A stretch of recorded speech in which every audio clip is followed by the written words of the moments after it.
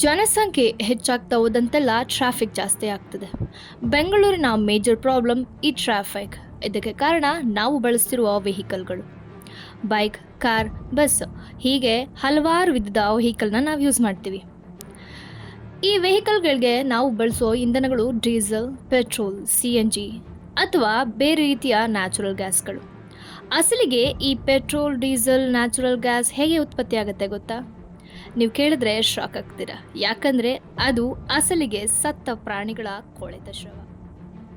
ಎಲ್ಲರಿಗೂ ನಮಸ್ಕಾರ. ವಿಚಿತ್ರ ಡೈರಿ ಯೂಟ್ಯೂಬ್ ಚಾನಲ್ಗೆ ಸ್ವಾಗತ. ನಾನು ಚಿತ್ರಾ ವೆಂಕಟೇಶ್. ಇನ್ನು ಯಾರೆಲ್ಲ ನಮ್ಮ ಚಾನಲ್ಗೆ ಸಬ್ಸ್ಕ್ರೈಬ್ ಮಾಡಿಲ್ಲ ಅಂದರೆ ಸಬ್ಸ್ಕ್ರೈಬ್ ಮಾಡ್ಕೊಳ್ಳಿ. ಮೇಲೆ ಕಾಣ್ತಿರುವ ಬೆಲ್ ಐಕಾನ್ ಒತ್ತಿ. ಸ್ನೇಹಿತರೆ, ಪೆಟ್ರೋಲ್, ನ್ಯಾಚುರಲ್ ಗ್ಯಾಸ್ ಹೀಗೆ ಅನೇಕ ರೀತಿಯ ಇಂಧನಗಳನ್ನು ಬಳಸಿ ನಾವು ಇಂದು ಕಿಲೋಮೀಟರ್ ಗಟ್ಟಲೆ ವಾಹನಗಳನ್ನ ಚಲಾಯಿಸ್ತೀವಿ. ಒಂದು ಹಾದಿಯಿಂದ ಮತ್ತೊಂದು ದಾರಿಗೆ ಹೋಗ್ತೀವಿ. ಆದರೆ ಈ ಪೆಟ್ರೋಲ್, ಡೀಸೆಲ್ ಉತ್ಪತ್ತಿಯಾಗುವ ರೀತಿ ನಮಗೆ ಗೊತ್ತಿಲ್ಲ. ಅಸಲಿಗೆ ಈ ಪೆಟ್ರೋಲ್, ಡೀಸೆಲ್ ಸಾಗರದ ಆಳದಿಂದ ತೆಗೆಯಲಾಗತ್ತೆ. ಭೂಮಿ ಮೇಲೆ ಯಾವುದಾದ್ರೂ ಪ್ರಾಣಿ ಅಥವಾ ಜೀವಸಂಕುಲ ಸತ್ತರೆ ಅದನ್ನು ದಹನ ಮಾಡ್ತೀವಿ ಅಥವಾ ಭೂಮಿಯಲ್ಲಿ ಹೂತಾಕ್ತೀವಿ. ಎರಡು ಆಗದೇ ಇದ್ರೆ ಅದು ನ್ಯಾಚುರಲ್ ಆಗಿ ಆಕ್ಸಿಜನ್ ಆಗಿ ಕನ್ವರ್ಟ್ ಆಗಿ ಅದು ಕೊಳೆತು ಹೋಗುತ್ತೆ. ಅದೇ ಸಾಗರದ ಆಳದಲ್ಲಿ ಆಕ್ಸಿಜನ್ನ ಕೊರತೆಯಿಂದ ಕೊಳೆತ ಪ್ರಾಣಿಗಳು ಸಾಗರದ ಅಡಿಯಲ್ಲಿ ಸೇರುತ್ತೆ. ವರ್ಷಗಳು ಕಳಿತಾ ಆ ಪ್ರಾಣಿಯ ದೇಹದ ಮೇಲೆ ಮರಳು ಮತ್ತು ಮತ್ತಿತರ ಮರಗಿಡಗಳು ಸೇರಿಕೊಳ್ಳುತ್ತೆ. ಪ್ರಾಣಿಯ ದೇಹ ಕೊಳಿಲಿಕ್ಕೆ ಸಾಧ್ಯವಾಗೋದಿಲ್ಲ, ಕಾರಣ ಆಕ್ಸಿಜನ್ನ ಕೊರತೆ. ಹೀಗೆ ಸತ್ತ ಪ್ರಾಣಿಯ ದೇಹದ ಮೇಲೆ ಮಣ್ಣು ಮರಳು ಮುಚ್ಚುತ್ತಾ ಹೋದಂತೆ ಅದರ ಪ್ರೆಷರ್ ಜಾಸ್ತಿ ಆಗುತ್ತೆ. ಆಗ ಆ ದೇಹ ಕೆರೋಜಿನ್ ಅಂಶವಾಗಿ ಕನ್ವರ್ಟ್ ಆಗುತ್ತೆ. ಕೆರೋಜಿನ್ ಅಂಶವಾಗಿ ಬದಲಾಗುವ ಆ ಪ್ರಾಣಿಗಳ ದೇಹ ಸತತ 22 ವರ್ಷಗಳ ನಂತರ ಕ್ರೂಡ್ ಆಯಿಲ್ ಆಗಿ ಕನ್ವರ್ಟ್ ಆಗುತ್ತೆ. ಹೌದು ಸ್ನೇಹಿತರೆ, ಈ ಕ್ರೂಡ್ ಆಯಿಲ್ ಮೂಲತಃ ಪೆಟ್ರೋಲ್, ಡೀಸೆಲ್ಗಳ ತಾಯಿ ಅನ್ಬೋದು. ಪೆಟ್ರೋಲ್, ಡೀಸೆಲ್, ನ್ಯಾಚುರಲ್ ಗ್ಯಾಸ್ ಈ ಕ್ರೂಡ್ ಆಯಿಲ್ನಿಂದಲೇ ತೆಗೆಯಲಾಗತ್ತೆ.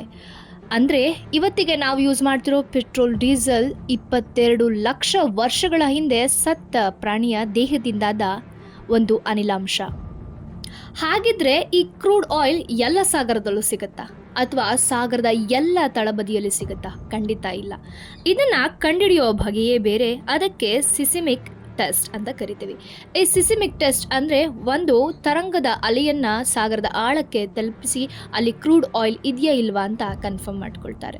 ಕನ್ಫರ್ಮ್ ಆದ ನಂತರ ಒಂದು ಮೆಷಿನ್ನ ಮೂಲಕ ವೈಬ್ರೇಷನ್ನ ನೀರಿನೊಳಗೆ ಬೀಳ್ತಾರೆ. ಕಾರಣ ಆ ನೀರಿನ ಜಲಚರ ಪ್ರಾಣಿಗಳು ಆ ಸ್ಥಳದಿಂದ ದೂರ ಚಲಿಸಲಿ ಅಂತ.